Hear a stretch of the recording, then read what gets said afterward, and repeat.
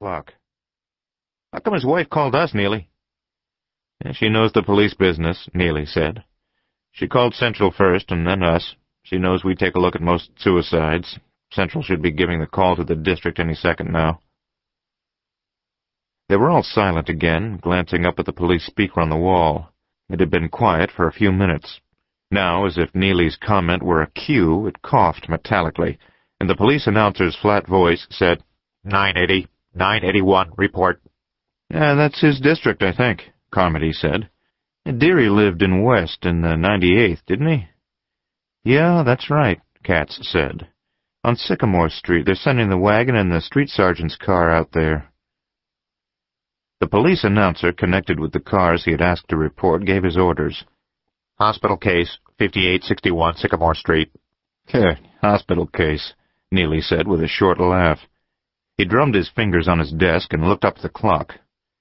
The double doors of the Homicide Bureau swung open, and a young man in a damp trench coat came in and walked around the counter.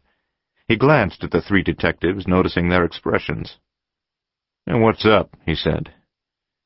Tom Deary's wife just called, Neely said. She says Tom killed himself about 15, 20 minutes ago, shot himself. Burke said, Hey, you knew him, didn't you, Bannion?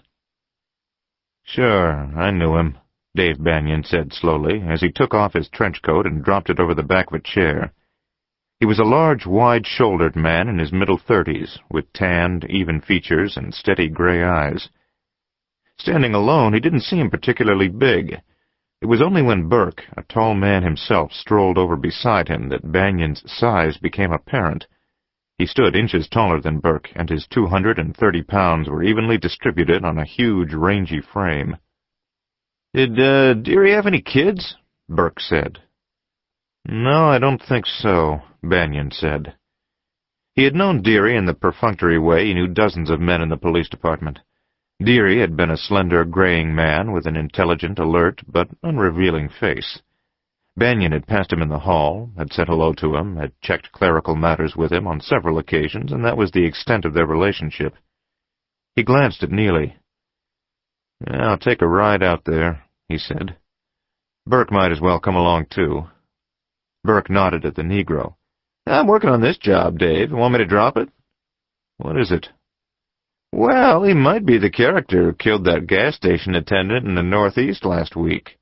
The 10th detectives picked him up and sent him down.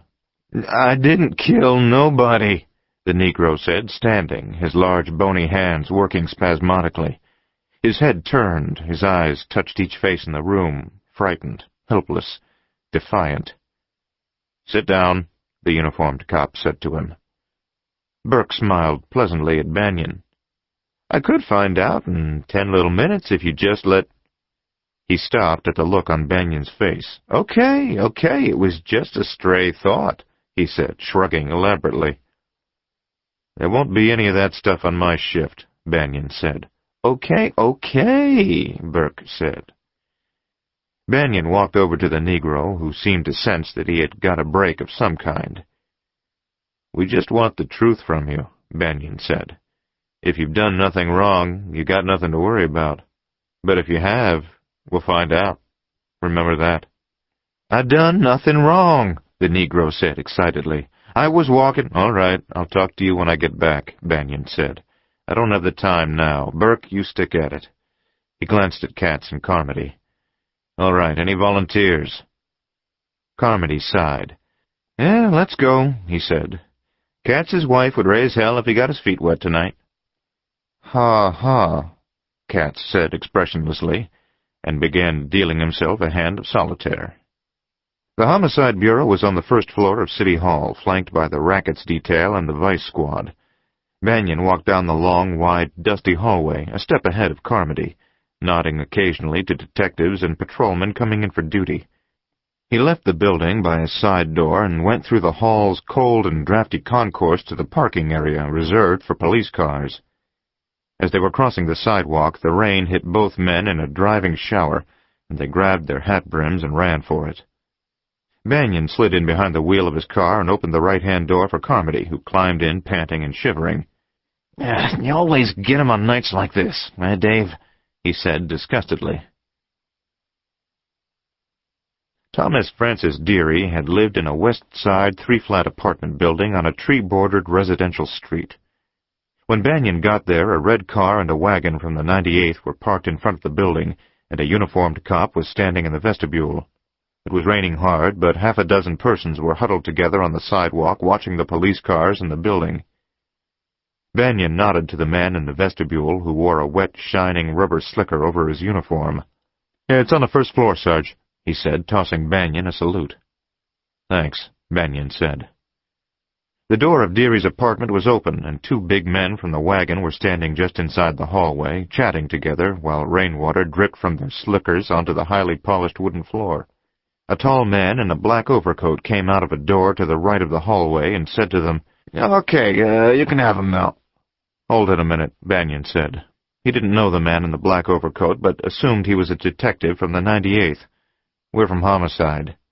"Yeah, you had a ride for nothing," the man in the black overcoat said, smiling. "It's nothing for you boys.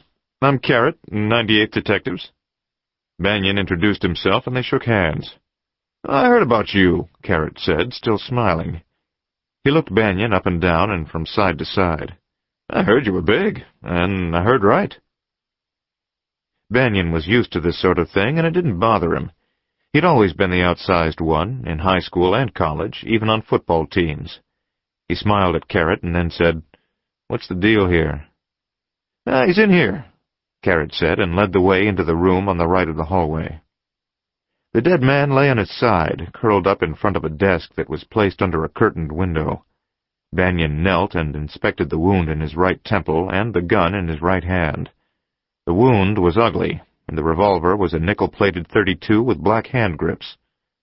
After a moment or so, Bannion stood and glanced around the room, automatically noting its contents and arrangements. There was the desk turned sideways to the window for better light, with a portable typewriter on it, and a wooden correspondence box half full of papers.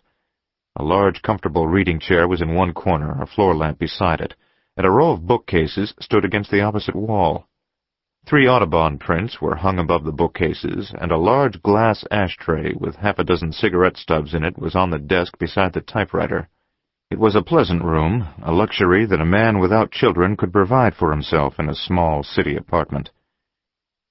"It looks like he was kneeling down when he shot himself," Carrot said, nodding at the body. "The way he's curled up, I mean."